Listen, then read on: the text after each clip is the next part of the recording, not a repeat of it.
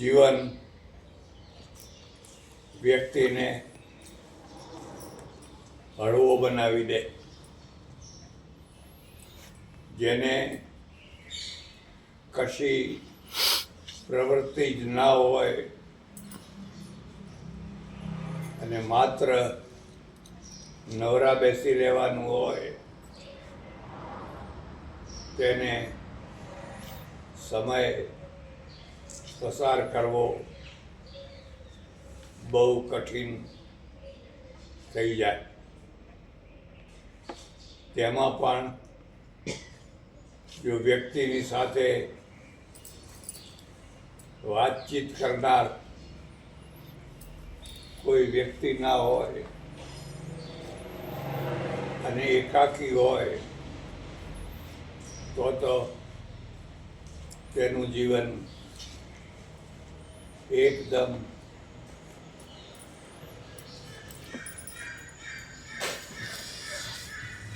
નીરસ બની જાય. પશ્ચિમમાં આવી નીરસતા ઘણી હોવાથી આત્મહત્યાનું પ્રમાણ ઘણું વધી ગયું છે. પેરેગ્રાફ એટલે જે માણસે સારું જીવન જીવવું હોય તેણે કોઈને કોઈ સારી પ્રવૃત્તિ કરતા જ રહેવું જોઈએ. પેરેગ્રાફ પુનિત મહારાજ હવે આખ્યાનકાર તરીકે વ્યાસપીઠ ઉપર બેસીને કે ઊભા થઈને પોતાના રચેલા નવા નવા આખ્યાનો અથવા નવા નવા ભજનો લોકોને સંભળાવવા લાગ્યા હતા. આપણે ત્યાં વ્યાસપીઠનું બહુ મહત્વ છે. વ્યાસ એટલે કોઈ વર્તુળ હોય તેની આરપાર વચ્ચેથી લીટી કરવામાં આવે તેને વ્યાસ કહેવાય.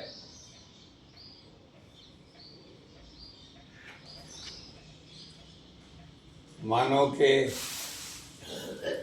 ચારે વેદો એક વર્તુળ છે, તેની આરપાર જે થયા તેનું નામ વેદવ્યાસ પડ્યું. વેદવ્યાસ એટલે વેદોની આરપાર પૂરેપૂરા પારંગત થનારા ઋષિ. વેદવ્યાસની સ્મૃતિમાં પછી આપણે કથાના આસનને વ્યાસપીઠ એવું નામ આપ્યું. વ્યાસપીઠને પીઠો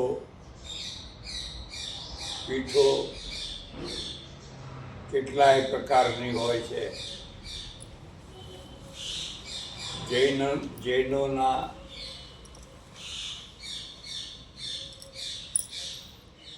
આચાર્યો દિગંબર હોય તો પણ તેમની વ્યાસપીઠ અતિ ભવ્ય બનેલી હોય છે. આપણા શંકરાચાર્યજીની પીઠ તો સોનાની બનેલી હોય છે. કેટલાક લોકો સોના ચાંદીની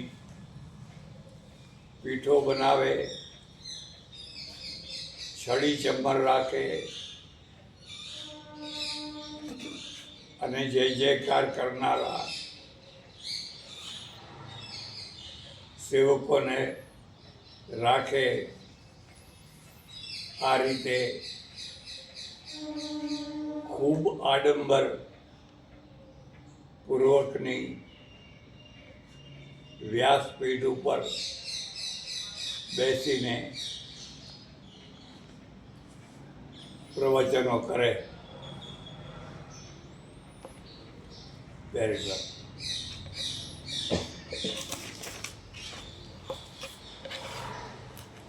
મારી દૃષ્ટિએ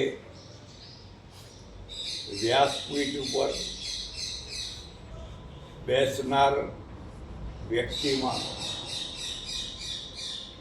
ઓછામાં ઓછા 2 ગુણો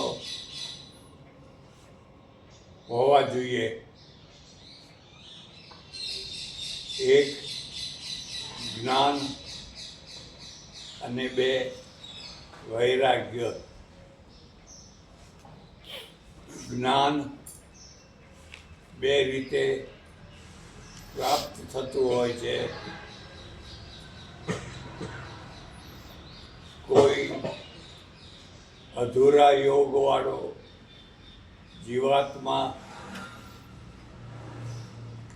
જન્મ્યો હોય તો તેને જન્મજાત જ્ઞાન પ્રાપ્ત થતું હોય છે.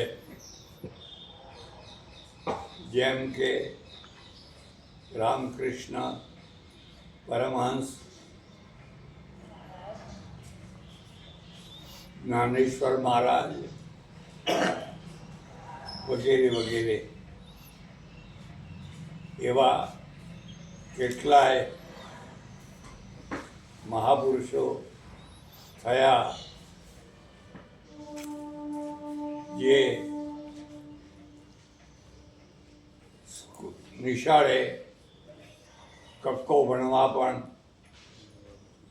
ગયા ન હતા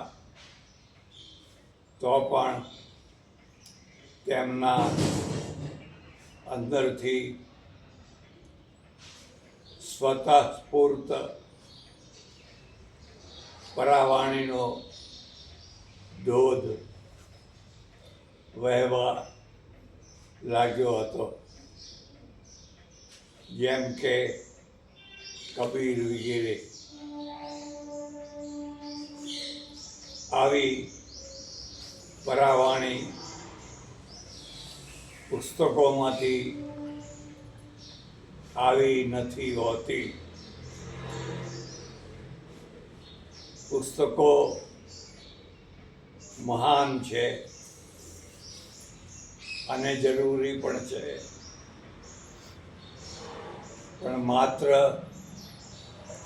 પુસ્તકીય જ્ઞાન બહુ પ્રભાવશાળી હોતું નથી. મોટા મોટા પ્રોફેસરો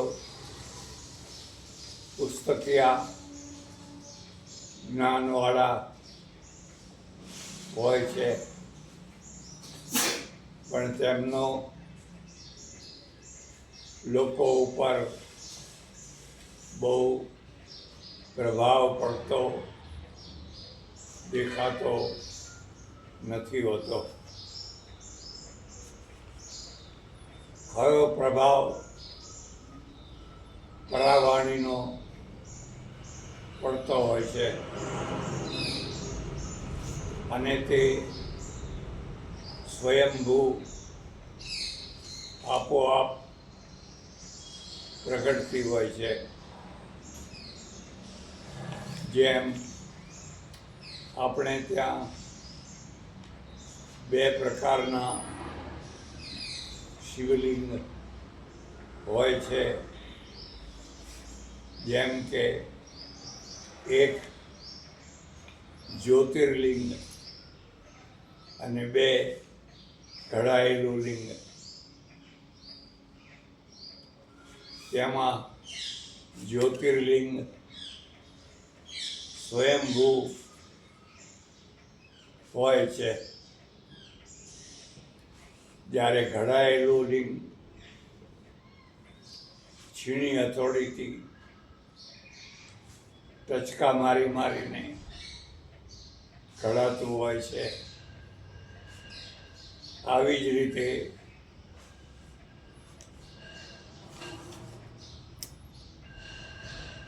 વક્તાઓમાં પણ કેટલાક જ્યોતિર્લિંગ જેવા સ્વયંભૂ હોય છે. તે કશી તૈયારી વિના આપોઆપ વાણીનો ધોધ વહાવતા હોય છે. જ્યારે બીજા કેટલાક વક્તાઓ અનેક શાસ્ત્રો, બીજા પુસ્તકો વગેરેમાં અધ્યયન કરીને વગેરેનું અધ્યયન કરીને પછી તૈયાર કરેલા વ્યાખ્યાનને રજૂ કરતા હોય છે. પેરેગ્રાફ. પૂર્વ કહ્યું તેમ વ્યાસપીઠ ઉપર બેસનારમાં બે ગુણો બહુ જરૂરી હોય છે. એક જ્ઞાન અને બીજું વૈરાગ્ય. વૈરાગ્ય પણ જીવનમાં બે રીતે આવતો હોય છે. એક તો જીવાત્મા જન્મજાત વૈરાગી હોય અને બીજો ઘટનાઓથી કે સત્સંગના દ્વારા વૈરાગ્ય પ્રાપ્ત કરતો હોય. જે વ્યક્તિને જન્મજાત વૈરાગ્ય હોય તે મરણ પર્યંત ટકી રહેતો હોય છે. પણ જેને ઘટનાઓથી વૈરાગ્ય થયો હોય છે તે ક્યારે ઉતરી જાય તેનું કહેવાય નહીં. પેરેગ્રાફ. વક્તામાં વૈરાગ્ય હોય તો આપોઆપ ત્યાગ આવે. વૈરાગ્ય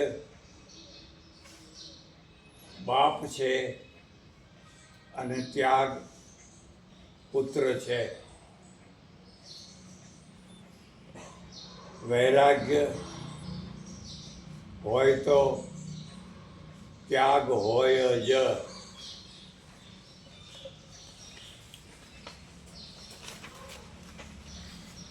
ત્યાગનો અર્થ થાય છે કે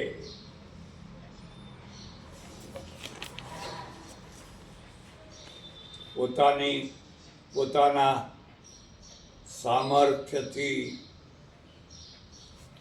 પ્રાપ્ત થનારા સુખ, સંપત્તિ, સમૃદ્ધિ વગેરે વગેરે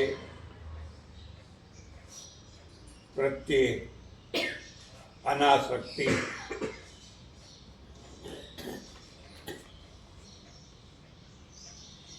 અને આવા ત્યાગમાંથી વ્યક્તિમાં સહજ રીતે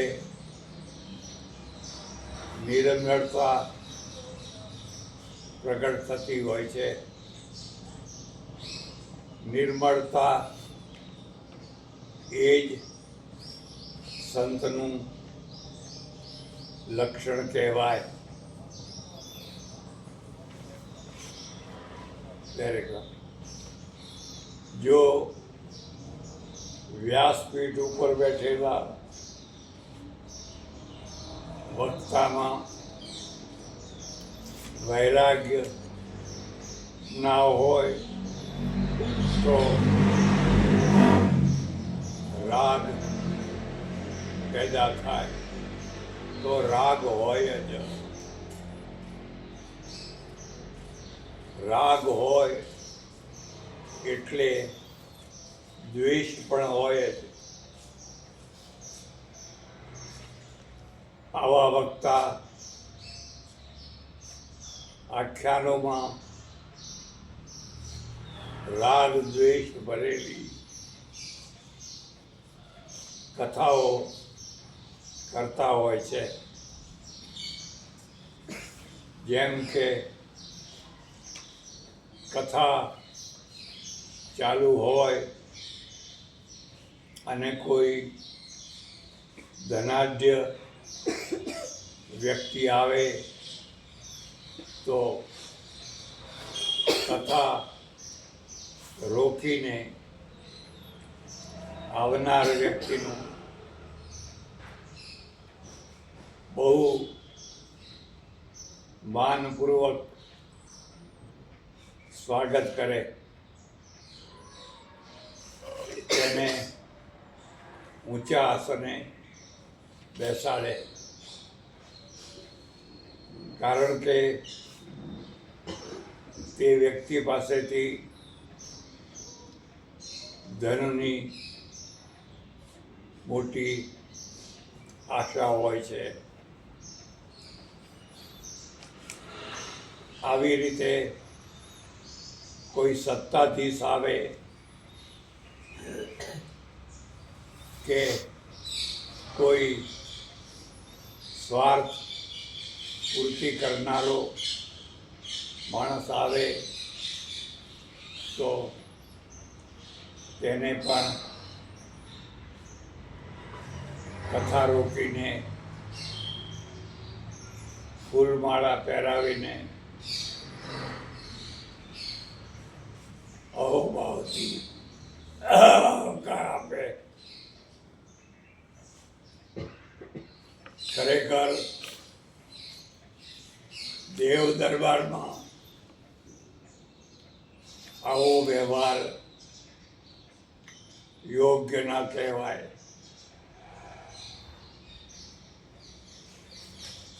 શીખોના ગુરુદ્વારામાં જઈને જોજો કે એમના ત્યાં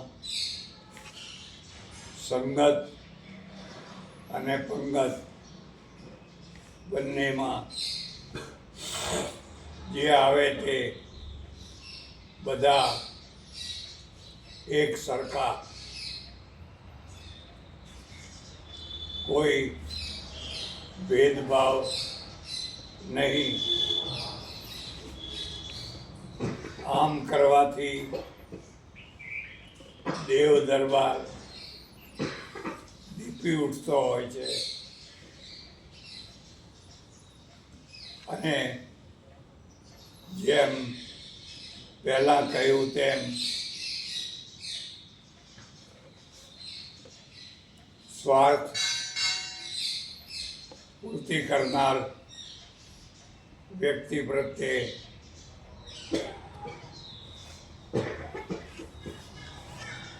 ચાલુ કથાએ માન સન્માન કરવામાં આવે તો દેવ દરબાર કોમર્શિયલ બનીને ઝાંખો બની જતો હોય છે. મારો એક અનુભવ એવો છે કે એક જગ્યાએ એક સંન્યાસી મહારાજ પ્રવચન કરતા હતા. તેવામાં એક મોટા શેઠ આવી ગયા. તેમને જોતા જ મહારાજે કથા અટકાવી અને ખુરશી ઉપર બેસાડ્યા. પછી આખી કથા આવનારા શેઠના વખાણ કરવામાં જ પૂરી કરી.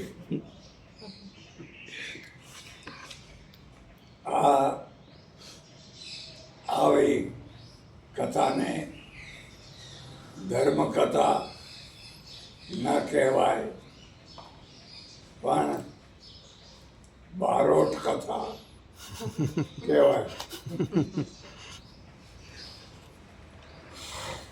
કથાકાર એ કથાકાર છે,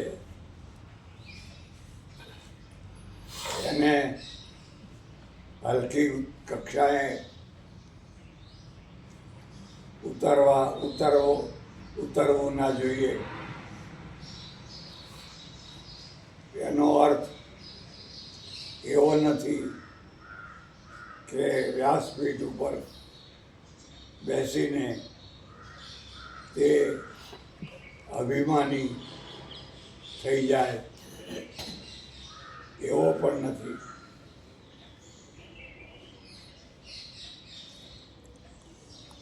ક્યારેક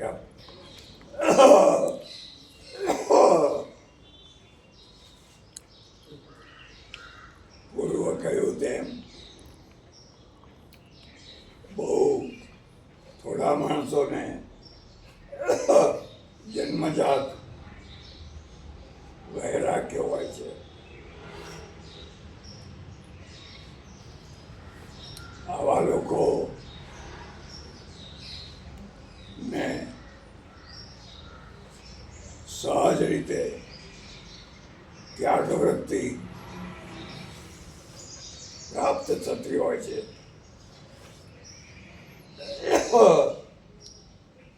ત્યાગી માણસ ધનલોભી કે માનલોભી ના હોય. તેથી તેને મન શ્રીમંત અને ગરીબ સરખા હોય, કોઈ ભેદભાવ ના હોય.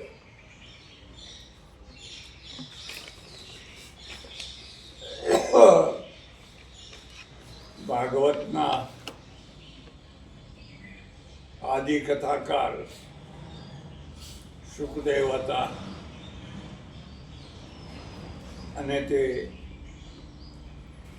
જ્ઞાન વૈરાગ્યથી ભરપૂર હોવાથી ત્યાગી હતા. આવા ત્યાગી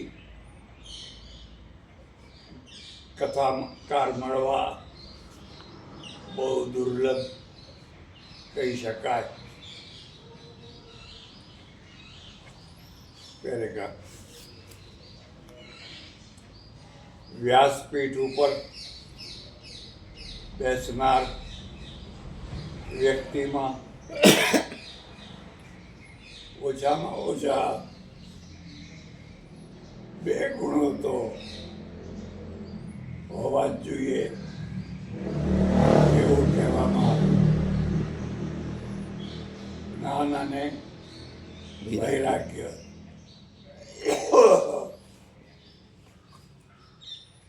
પૂર્વ કહ્યું તેમ સ્વયંભૂ જ્ઞાન હોય અને સ્વયંભૂ વૈરાગ્ય હોય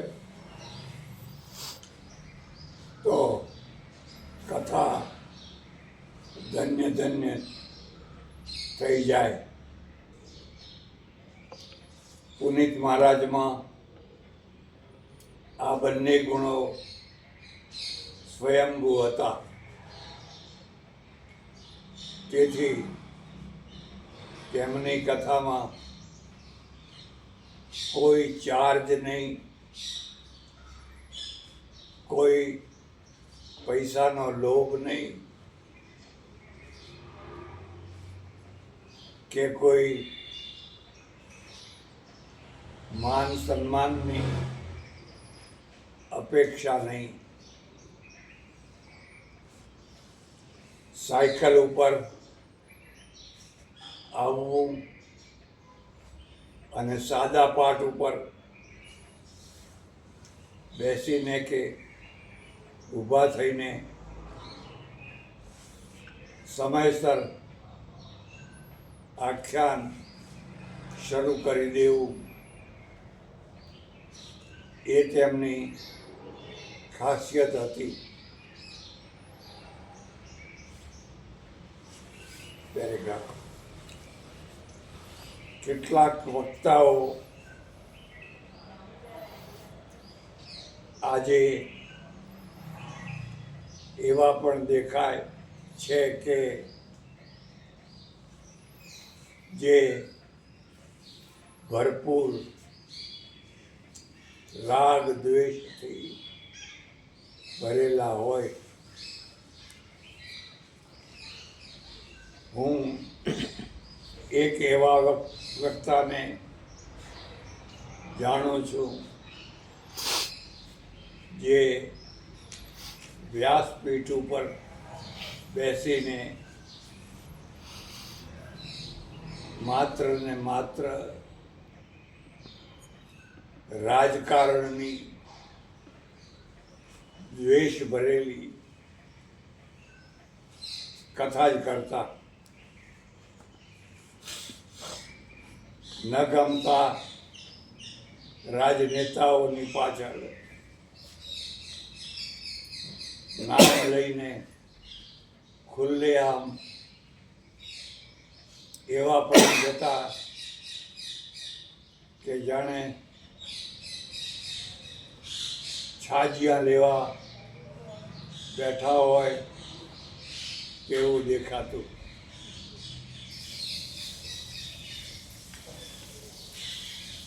કેટલાક વક્તાઓ એવા પણ હોય છે કે તે પરણવા જતી વખતે જેવા બની ઠનીને જાય તેવા 16 શણગાર સજીને બની ઠણીને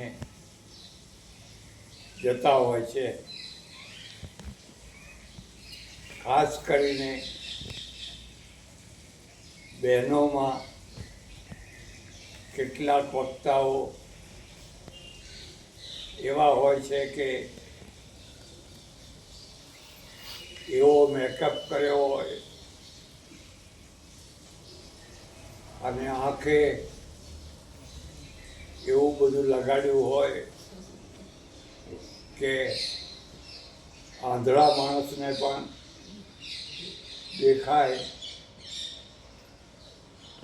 કે આ માતાજી બની ઠનીને આવ્યા છે.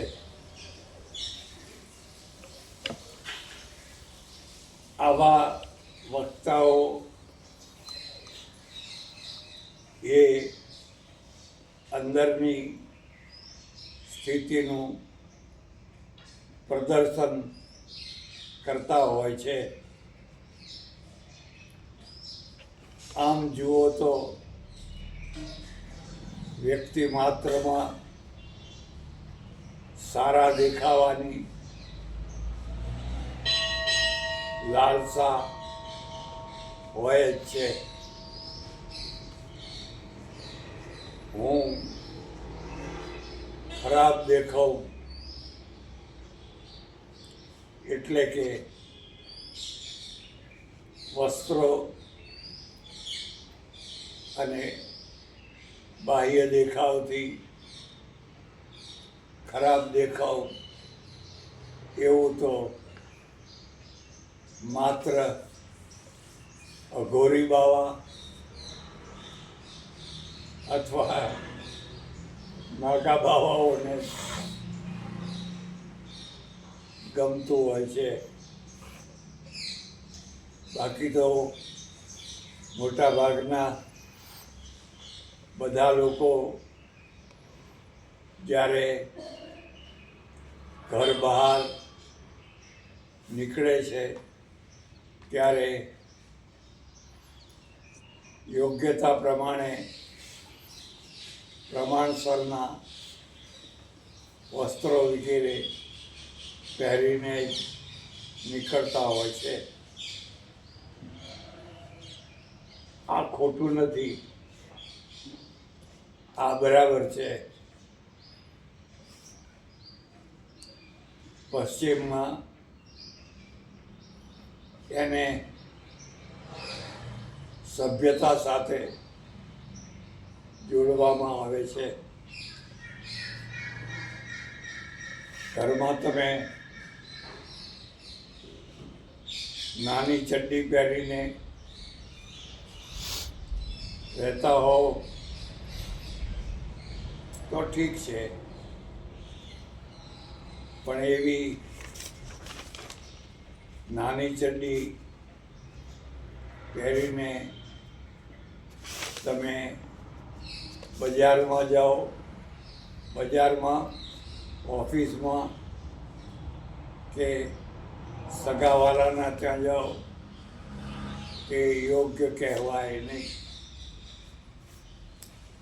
એટલે યથા યોગ્ય વસ્ત્ર ધારણ કરવા એ બરાબર કહેવાય. પણ વ્યાસપીઠ ઉપર કોઈ કથાકાર સોળ શણગાર સજીને પૂરેપૂરો બની ઠનીને જાય તો તે યોગ્ય કહેવાય નહીં. ડોંગરે મહારાજ ને મેં કેટલીય વાર સપ્તાહ કરતા જોયા છે, પણ જ્યારે જુઓ ત્યારે તેમનું એકનું એક સાદું રૂપ જ દેખાય. આવા સાદા રૂપથી તેમની સાદી વાણી બહુ પ્રભાવશાળી બની જતી અને લોકોના ટોળે ટોળા તે સમયે તેમને સાંભળવા ઉમટી પડતા.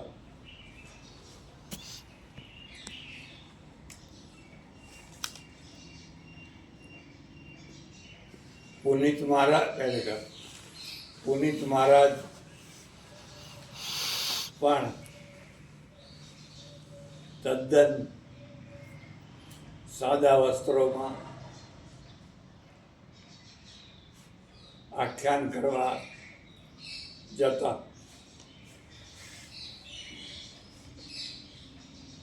અમારે ત્યાં ત્યાગના બે સ્વરૂપ છે. એક પંચકેશ રાખવા અને બે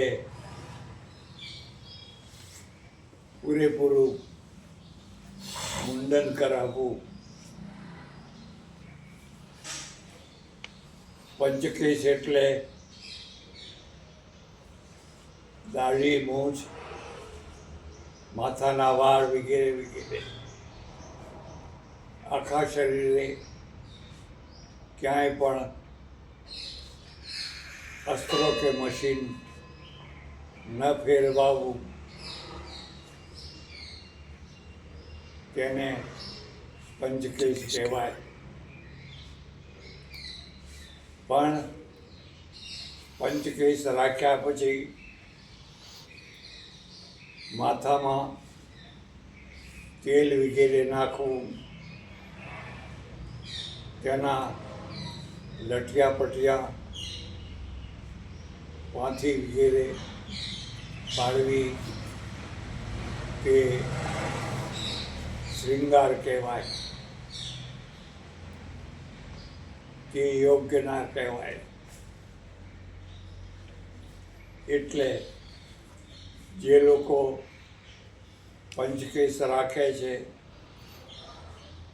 તેમને આપોઆપ જટાનો અંબોડો બની જતો હોય છે. આવો અંબોડાના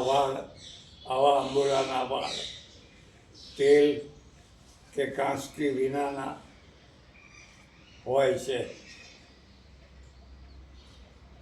કેટલીક વાર ઠેઠ જમીન સુધી લાંબા ઘસડાય તેટલા અંબોડાના વાળ લાંબા થઈ જતા હોય છે.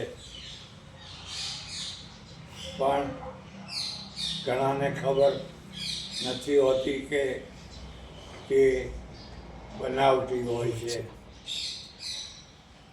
જેમ કેટલીક બહેનો પોતાના વાળ લાંબા બતાવવા માટે લાંબી વિગો પહેરતી હોય છે, તેમ કેટલાક ત્યાગી સાધુઓ પણ ગુરુભાઈઓના ઉતરેલા વાળ લઈને વડના દૂધમાં પલાળીને દિવેટો બનાવીને દોરડીની માફક આગળ જોડતા જતા હોય છે. અને એ રીતે એક મણનો મોટો અંબોડો બનાવીને માથા ઉપર ધારણ કરતા હોય છે કે પણ એક પ્રકારનો શૃંગાર જ કહેવાય. સંન્યાસીઓ માટે સર્વતો ભાવેન મુંડન કરાવવાનું યોગ્ય માન્યું છે. કારણ કે શૃંગારનું મૂળ વાળ છે. સ્ત્રીઓ વાળની પાછળ કલાકોના કલાકો બગાડતી હોય છે. સામુદ્રિક શાસ્ત્રમાં વાળના આધારે સ્ત્રીઓના પૃથક્કરણ કરવામાં આવ્યા છે. જેમ કે જેના વાળ ઢીંચણ સુધી લાંબા હોય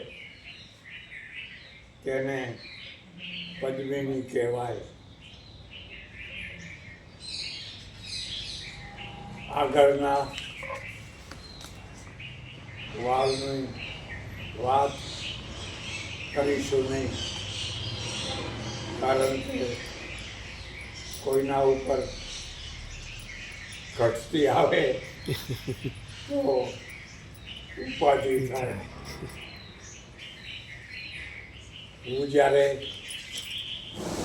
ચીનની યાત્રા કરતો હતો ત્યારે અમારી સાથે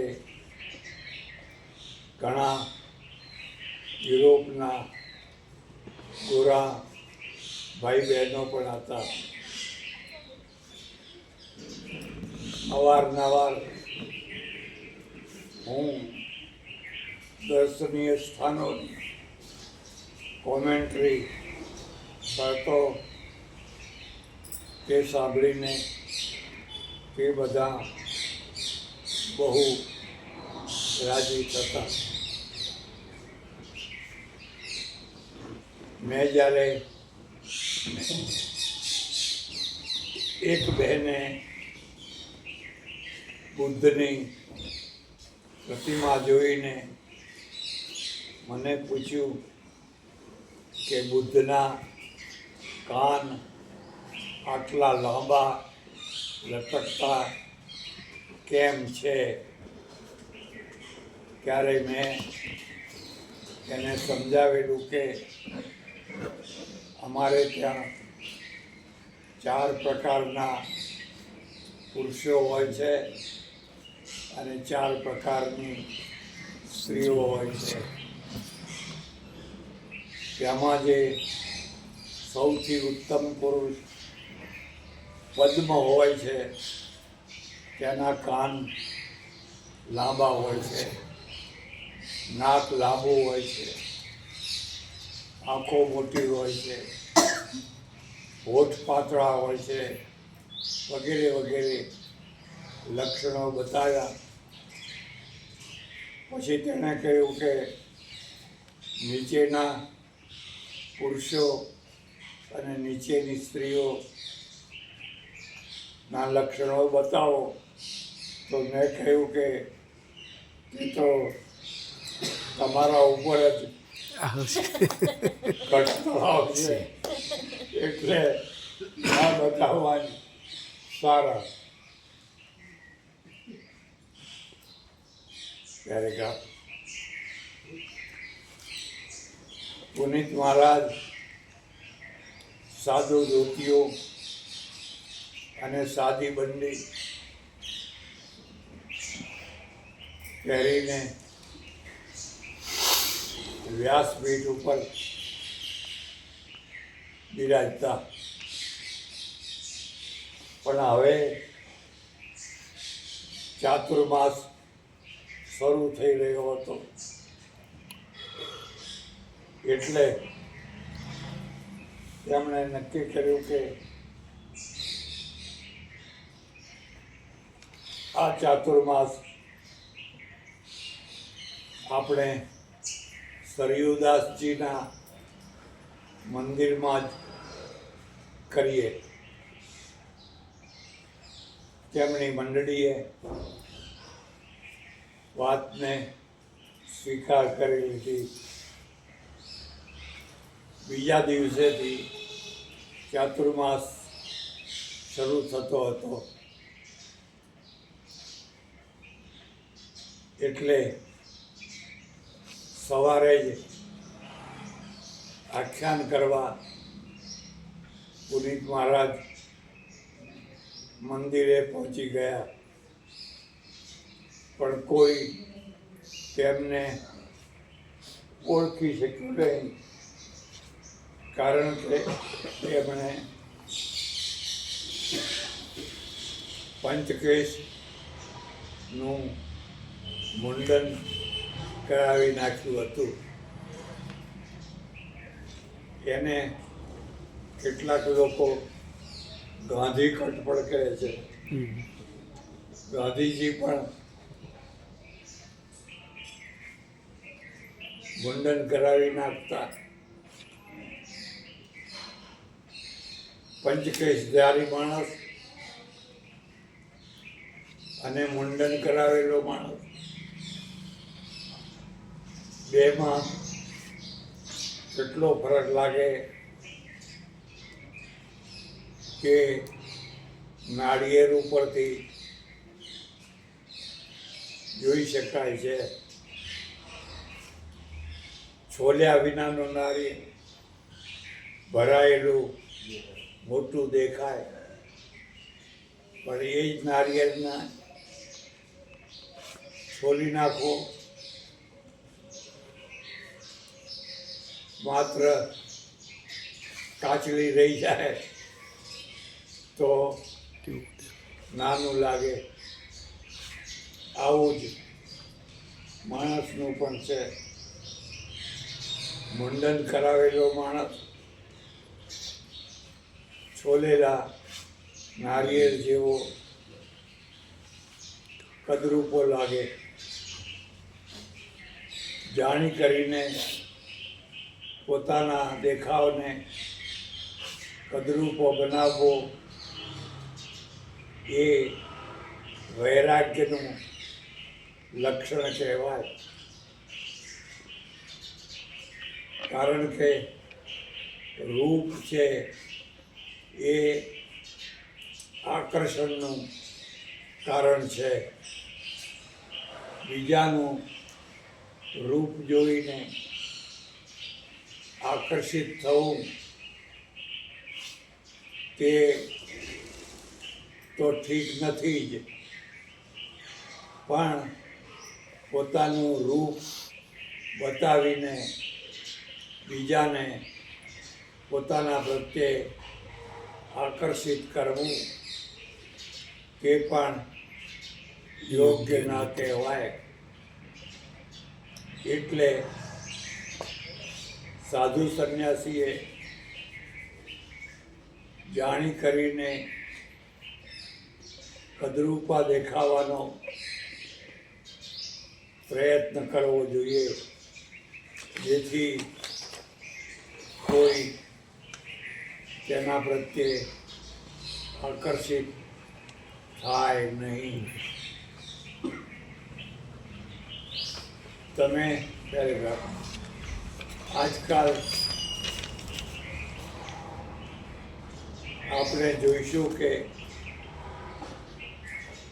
ટોલ ટેક્સવાળા મથકો ઉપર કેટલીક માસીઓ મોઢા ઉપર મેકઅપના લપેડા કરીને તાબોટા પાડતી ઊભી હોય છે. જરા વિચાર કરો, તેમણે અતિરેક ભર્યો મેકઅપ કેમ કર્યો હોય છે? કારણ કે લોકો તેમના પ્રત્યે આકર્ષાય એટલા માટે. આમ આકર્ષિત થવું અને આકર્ષિત કરવું એ બંને તત્વ વૈરાગ્ય માટે યોગ્ય ન હોવાથી પુનિત મહારાજે મુંડન કરાવીને ચાતુર્માસની શરૂઆત કરેલી તેમને આ રૂપમાં પહેલીવાર જોવાથી મંડળીના માણસો અને શ્રોતાઓ ને નવાઈ લાગી. અરે અરે અરે મહારાજ, તમે આવું કરાવ્યું? ત્યારે મહારાજે કહ્યું કે આ ચાતુર્માસ સાધના કરવાના મહિનાઓ છે. સાધનામાં વૈરાગ્ય જોઈએ અને વૈરાગ્ય વિના રાગ ભરેલી વૃત્તિ હોય તો સાધના થઈ શકે નહીં. એટલે રાગનું મૂળ આ વાળ મેં ઉતરાવી દીધા છે. જૈન સાધુઓ કેસ લુંચન કરતા હોય છે, જે બહુ પીડાદાયી કહેવાય. પણ આપણે ત્યાં સાધુ સંન્યાસીઓ મહિને 15 દિવસે મુંડન કરાવીને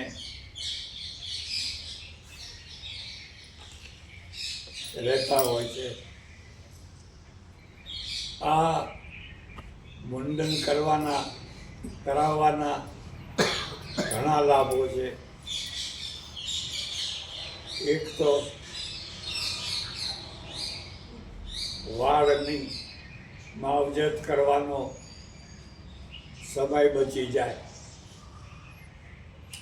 વાળ હોય તો તેની માવજત કરવી જ પડે. તેલ નાખો, પાથી પાડો, વગેરે વગેરે. અને માવજત ના કરો તો જુઓ પડે, તો પછી ખણખણ કરો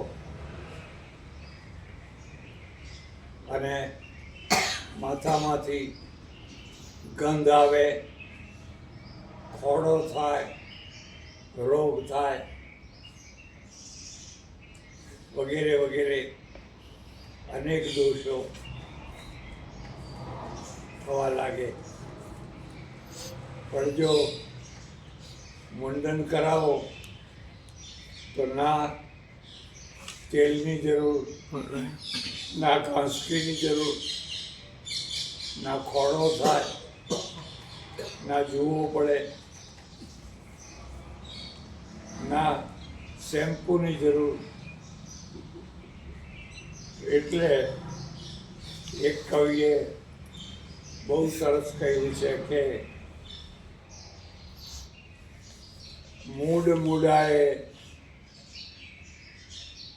3 ગુણ, નહીં વારો નહીં વેટ, બાવો બાવો સૌ કહે, સુખે ભરીએ પેટ. સમજ્યા? મૂડ મૂડાએ 3 ગુણ, નહીં વારો નહીં વેટ. વારો એટલે સમજ્યા? ના. પહેલાં શું કે જે ગ્રહસ્થો હોય ને એને સરકારી વારો આવે અને સરકારી વેટ કરવી પડે. ભાઈ આજે આને વેટમાં જવાનું છે, આને વેટમાં જવાનું છે. મૂડ મૂડાય વારોય નહીં, કોઈની વેટે નહીં. બધા બાવો બાવો કરે એટલે સુખે ભરીએ પેટ. લોકો જમવાનું બોલાવે, મારા જમવા આવો. એટલે પુનિત મહારાજે સરયુ દાસજીના મંદિરમાં સવારે ચાતુર્માસની કથા શરૂ કરી દીધી. બસ. હરિ ઓમ હરિ ઓમ. હરિ ઓમ હરિ ઓમ. વ્યાસપીઠની વ્યાખ્યા બાપા આજે સમજાય. વ્યાસપીઠની વ્યાખ્યા આજે સમજાય.